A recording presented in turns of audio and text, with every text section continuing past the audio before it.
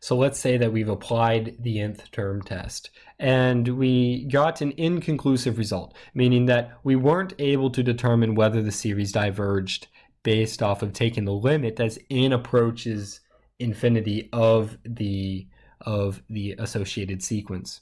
Well, then we'll need another test to be able to help us to determine the convergence or the divergence of the series.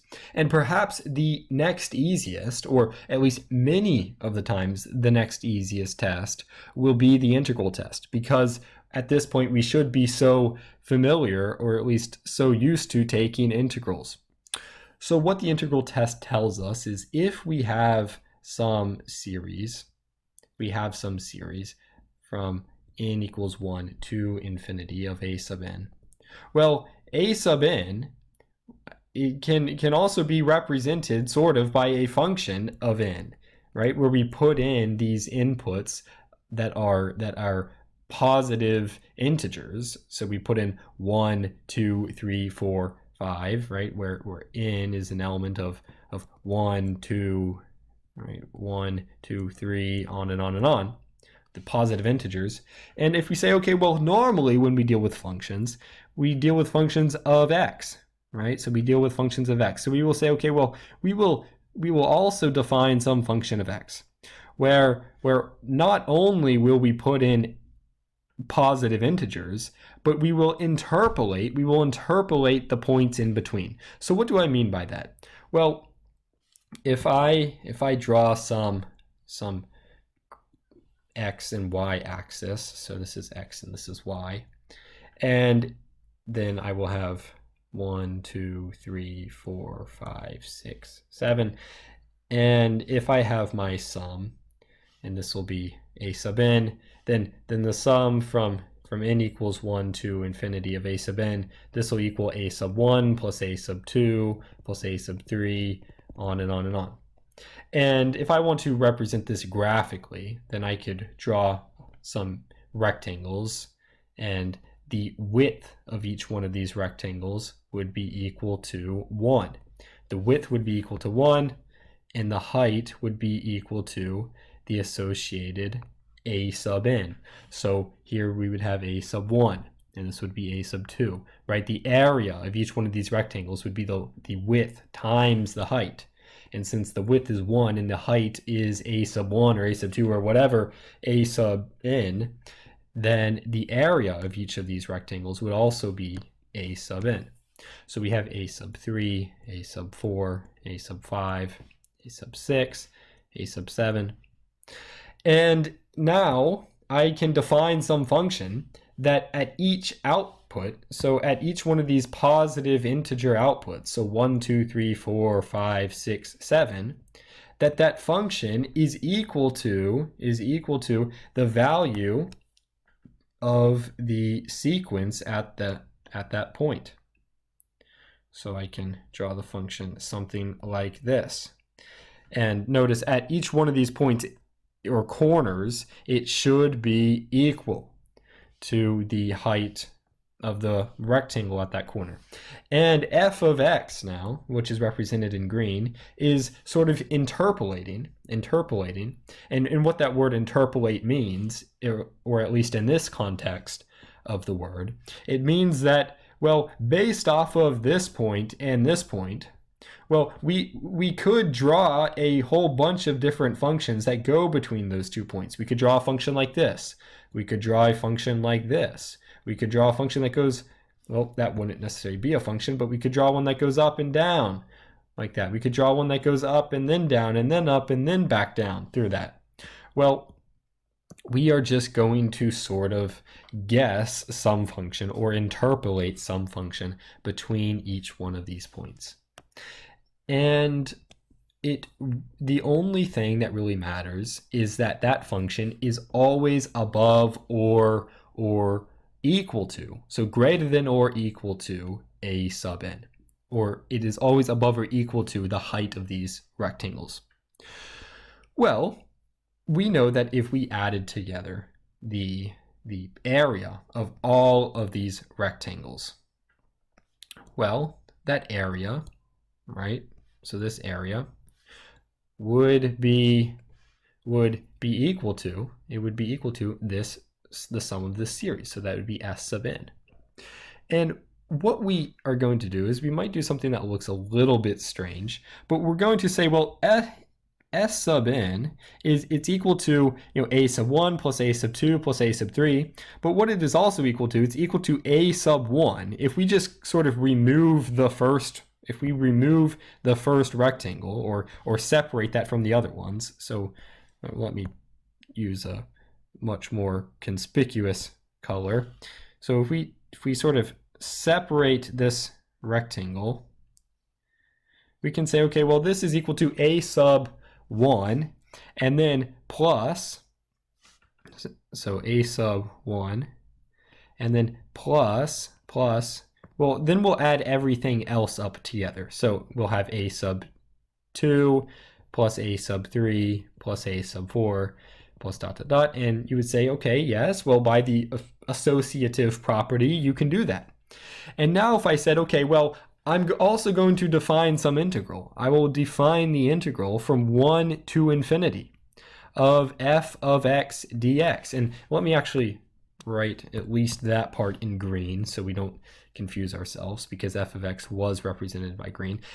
The integral from 1 to infinity of f of x dx. Well, what would this equal to? Well, it would be equal to the area under the curve, right? And I will make this a little bit larger. Under the curve f of x from 1 to infinity. Well, if I asked you, if I said, okay, well, which one is larger? Which one is larger? This integral right here, or the sum of this part of the series, the sum of the latter part of the series? Well, I would say, obviously, the integral is larger. Why?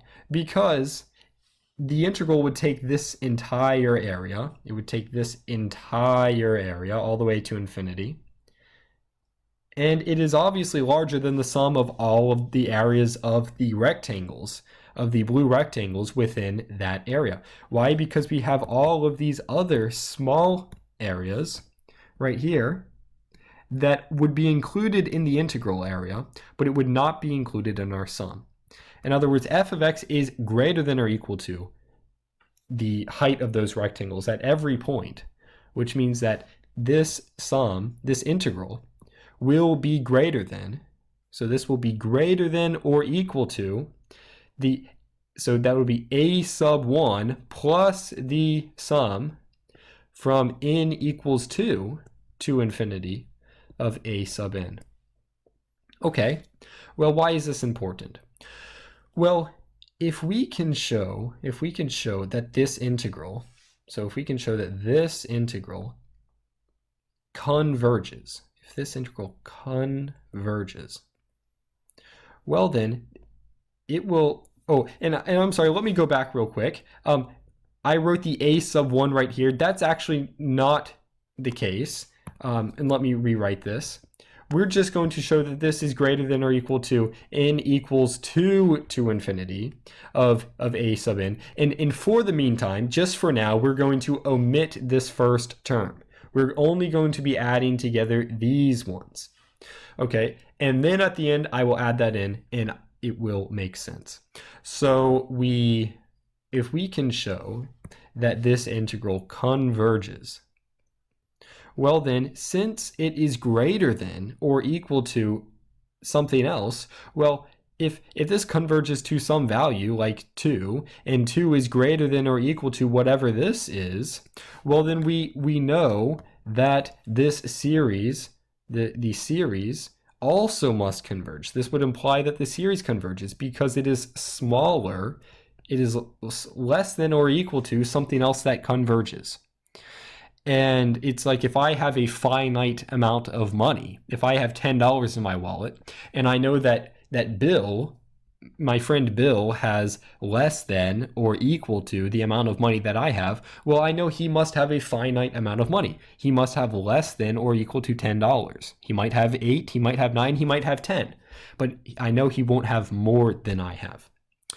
So, well then, if If the integral converges, well, then the series does, which means that if we have some convergent series, if we have this convergent series, and we are beginning at n equals 2 to infinity of a sub n, and then we add to that, if we add to a convergent series some finite number, a sub 1, right? So we have this series, and we are adding a sub 1 to it. So if this series converged to a number like 10, and we added some number to it, like 7, well, then we would also have a convergent series. So this would be convergent, which means that we can show that the integral, that if the integral from 1 to infinity of f of x dx, if this converges,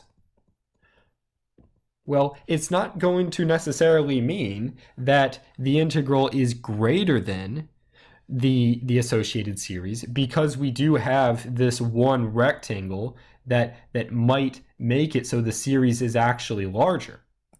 But because when we omit it, we can prove that this is true, that this part is at least true. Well, then we can add some finite number. Even if that finite number is very large, we can add it to a convergent series, and the series will still be convergent. So if the integral is convergent, or it converges, well, that will imply that the series also converges, and that will be the series from n equals 1 of a sub n. And also, if the series converges, well, then we can imply that the associated integral converges.